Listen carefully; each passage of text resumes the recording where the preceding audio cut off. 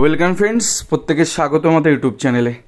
যে সমস্ত ভিউয়ার্সরা প্রথমবার চ্যানেলটি দেখছেন তারা অবশ্যই চ্যানেলটিকে সাবস্ক্রাইব করে দেবেন এবং চ্যানেলের পাশে থাকা বেল আইকনটি প্রেস করবেন যাতে এই ধরনের খবরাখবর সবচেয়ে আগে সবচেয়ে দ্রুত আপনাদের কাছে পৌঁছে যায়। তো আজকে দাঁড়িয়ে সবথেকে বড় আপডেট বা বিগ আপডেট এটাই যে মহামান্য হাইকোর্টে আজকে প্রায় ছয়টি কাট অফ মামলা কিন্তু দায়ের হতে চলেছে।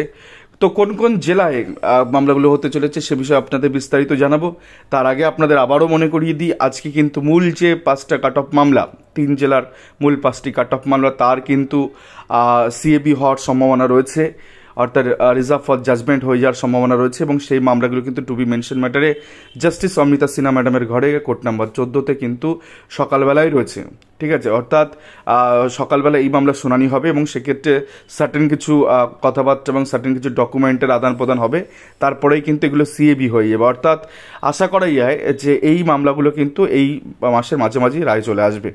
এখন নতুন যে জেলার কাট অফের জন্য বিভিন্ন সূত্র থেকে আমাদের কাছে যে খবর আসে, যারা উত্তরবঙ্গ থেকে রওনা দিয়েছেন এবং যারা দক্ষিণবঙ্গ থেকে সরাসরি সকালবেলা রওনা দিয়েছেন, তাদের সব কিছু হিসাব করে দেখতে গেলে টোটাল 5টা ডিস্ট্রিক্টে 6টি কাট অফ মামলা দায়ের হতে চলেছে।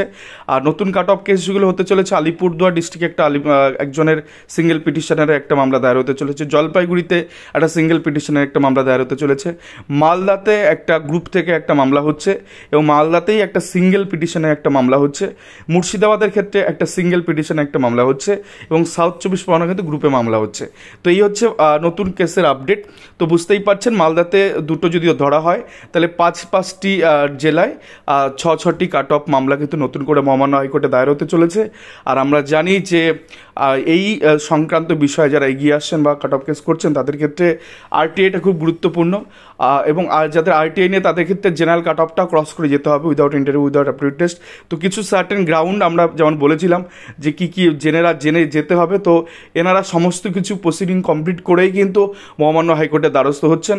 3টে অ্যাপ্লিকেশন 3টে জায়গায় পাঠানো হয়েছে, আরটিআই তারা করেছেন, তারা 23-5 কাট অফ বোঝেন, তারা অ্যাডিশনাল কনসেপ্ট রয়েছে, তারা ডিভিশন বেঞ্চের অর্ডার সম্পর্কে জানেন, সিঙ্গেল বেঞ্চের অর্ডার সম্পর্কে জানেন, এসএসসি অনলাইন সম্পর্কে জানেন এবং সর্বোপরি প্যানেলটা কী করে এক্সপায়ার হয়নি, প্যানেলটা যে এখনও বেঁচে আছে সে সম্পর্কে জানেন, সে সম্পর্কে সমস্ত অর্ডার তাদের কাছে আছে।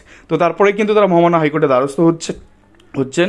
তো এরপরেও যদি কারো ফার্দার কাট অফ মামলা নিয়ে, যেহেতু আমরা র্যান্ডাম জানাচ্ছি, তারপরেও যদি এই মামলা নিয়ে কোনো কোয়ারি থাকে এই নাম্বারে ফোন করে নেবেন। ধন্যবাদ।